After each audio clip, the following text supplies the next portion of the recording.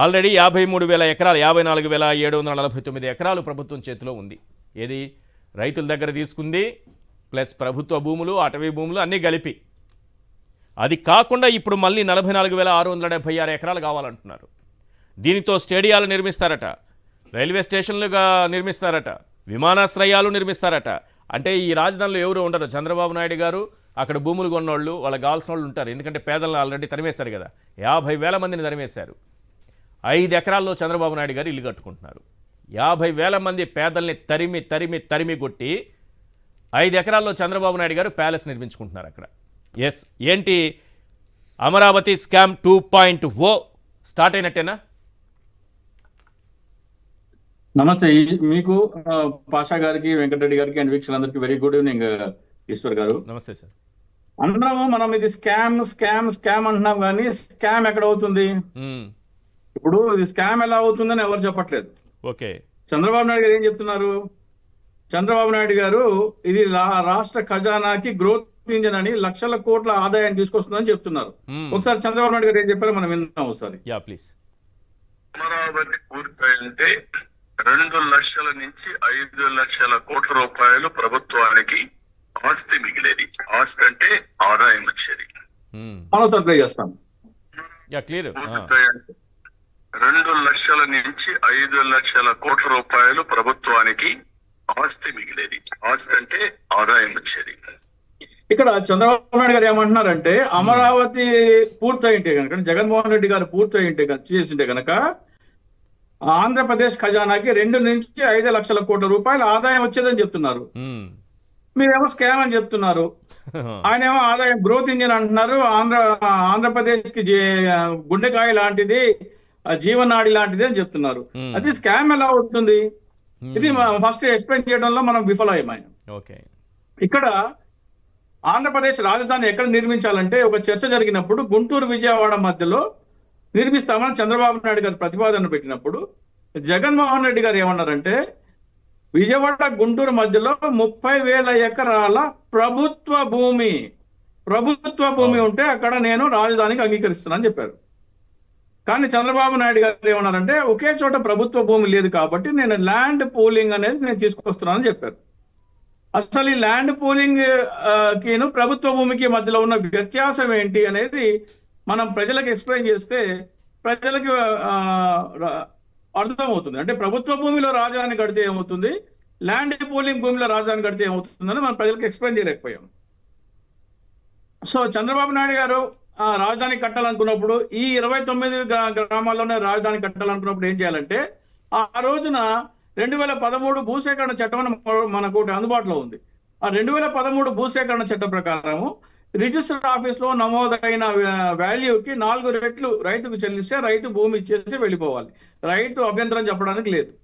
ఈ 29 గ్రామాల్లో ఆ రోజున ఎకరా భూమి 2 నుంచి 3 లక్షలు ఉంది. రిజిస్టర్ ఆఫీస్ కార్డు వాల్యూ నేను చెప్తున్నా. దానికి 4 రెట్లు అంటే 8 నుంచి 12 లక్షల మధ్యలో రైతులకు చెల్లించినట్టే, సరాసరి ఎకరా 10 లక్షలు చెల్లించినట్టయితే రైతు భూమి ప్రభుత్వానికి హ్యాండ్ ఓవర్ చేసి వెళ్ళిపోవాలి. ఇది చట్టం చెబుతుంది.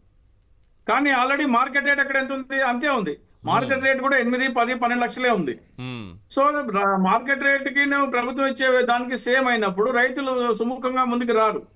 అప్పుడు చంద్రబాబు నాయుడు గారు ఏం చేయాల్సింది, మార్కెట్ రేట్ కి కొత్త డబుల్ ఇస్తానని. ఇప్పుడు ఎలాగైతే ల్యాండ్ పూలింగ్ చట్టం తీసుకొచ్చారో ఆ ల్యాండ్ పూలింగ్ చట్టాన్ని తీసుకురాకుండా మార్కెట్ రేట్ కి నేను రెట్టింపు ఇస్తానంటే, ఆ రోజున ఆయన 34,323 ఎకరాలు కొన్నారు. దాన్ని మనం 35,000 ఎకరాలుగా చేసుకుందాం, లెక్క పెట్టుకోవడానికి ఈజీగా ఉంటుందని.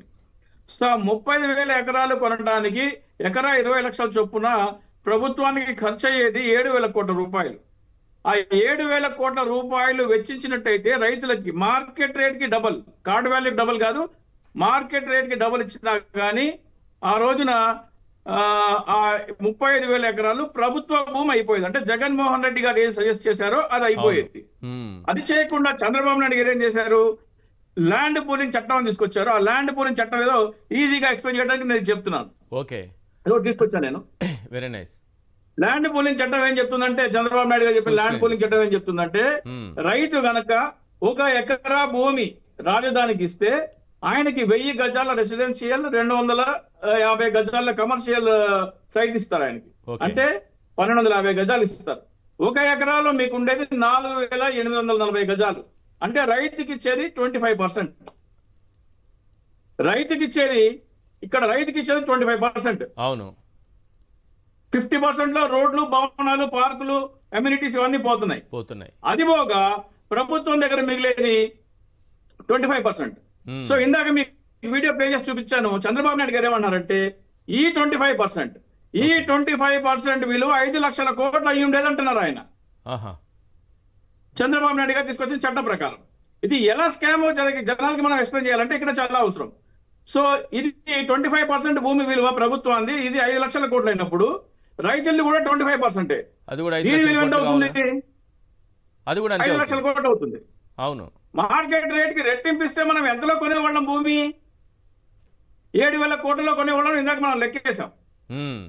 ఎకరా 20 లక్షల చొప్పున మార్కెట్ రేట్ కి డబుల్ ఇచ్చినా కానీ ఎకరా 20 లక్షల చొప్పున 35,000 ఎకరాలు కొనడానికి 7,000 కోట్ల రూపాయలతో మనం భూమి కొనేసేవాళ్ళం.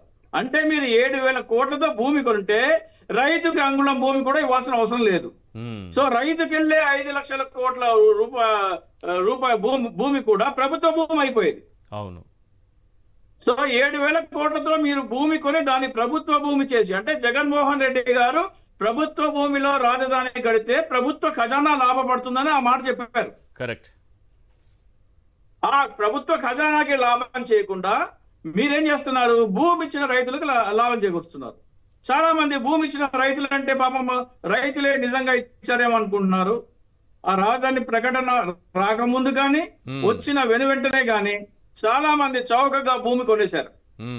ఎకరా 10 లక్షలు, 15 లక్షలు, 20 లక్షలు చొప్పు పెట్టేసేసి భూములు కొనేసేశారు చాలా మంది ప్రైవేట్ వ్యక్తులు. దాదాపు 50 to 60% భూమి అమ్ముడైపోయింది.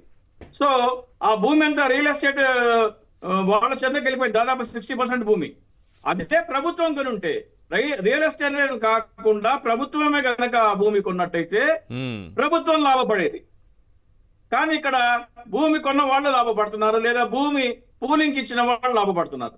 ఇక్కడ చాలా మందికి ఉన్న ఒక పెద్ద డౌట్ ఏమంటే, భూమి ఇచ్చిన వాళ్ళైనా సరే వాళ్ళు లాభపడితే తప్పేంటి అంటున్నారు. వాళ్ళు లాభపడితే తప్పేంటి అంటే ఇక్కడ కట్టే భవనాలు ఎవరివండి? ఇక్కడ అసెంబ్లీ గాని, హైకోర్టు గాని, సెక్రటేరియట్ గాని కట్టే భవనాలు ఎవరివి? ప్రభుత్వానివి. అంటే ఆ ప్రభుత్వ భవనాలు ఈ భూమిలో కడితేనే ఈ భూముల విలువ పెరుగుతుంది, లేకపోతే యథాతథంగా ఉంటుంది. దీంట్లో ఎవరికైనా డౌటా? సో యథాతథంగా ఉన్న భూమి విలువ పెరగటానికి కారణము ప్రభుత్వం అయినప్పుడు ఆ భూమి విలువ పెరిగినందుకు లాభం రావాల్సింది ప్రభుత్వానికి, కానీ భూమి ఇచ్చిన రైతులకు ఎలా ఇస్తారు? ఈ విషయం మనము ఎక్స్ప్లెయిన్ చేయడంలో గత ప్రభుత్వంలో పూర్తిగా విఫలమయ్యాము. ఇన్సైడర్ ట్రేడింగ్ అంటున్నాము. వాళ్ళు ఏం చెప్తున్నారు కోర్టులో? ఇన్సైడర్ ట్రేడింగ్ మేము పెట్టుబడి పెట్టాము, లాభం వ్యాపారం చేసుకుంటాం, దాంట్లో తప్పే ఉంది అంటున్నారు. మాకు ముందస్తు సమాచారం లేదు, మేము ఊహించి పెట్టాము అక్కడ, అది ఒక వ్యాపార చతురత అని చెప్తున్నారు. అది కాదు, ఇన్సైడర్ ట్రేడింగ్ కాదు. ఇక్కడ ఏంటి? ప్రభుత్వ ఖజానాకి రావాల్సిన ఆదాయం ప్రైవేట్ వ్యక్తులు దోపిడీ చేస్తున్నారు. అది భూమి ఇచ్చిన రైతులు కావచ్చు, లేదా ముందస్తు సమాచారంతో కానీ, లేకపోతే వ్యాపార చతురతో కానీ పెట్టిన వాళ్ళైనా కావచ్చు. వాళ్ళు కాదు లాభపడాల్సింది. ఎవరైనా సరే భూమి ప్రభుత్వానికి ఇచ్చి, ఆ ప్రభుత్వాన్ని ఇచ్చిన తర్వాత ప్రభుత్వం నుంచి భూమి కొనుక్కుంటే, పూలింగ్ తర్వాత వచ్చిన భూమి కొనుక్కుంటే ప్రభుత్వ ఖజానాకి లాభం చేకూరుతుందని జగన్మోహన్ రెడ్డి గారి స్కీమ్. అది చంద్రబాబు నాయుడు గారి స్కీమ్ ఏంటి? ప్రభుత్వ ఖజానా లాభపడకూడదు, భూములు ఇచ్చిన వాళ్ళు అంటే రైతుల ముసుగులో దూరిపోయిన రియల్ ఎస్టేట్ వాళ్ళు గాని, లేకపోతే భూములు ఇచ్చిన పెద్ద పెద్ద ఆసాములు గాని లాభపడాలి అని చంద్రబాబు నాయుడు గారి 1,00,000 ఎకరాలు ఎక్కడి నుంచి వస్తాయి సార్? ఇప్పుడు రైతుల నుంచి తీసుకోకపోతే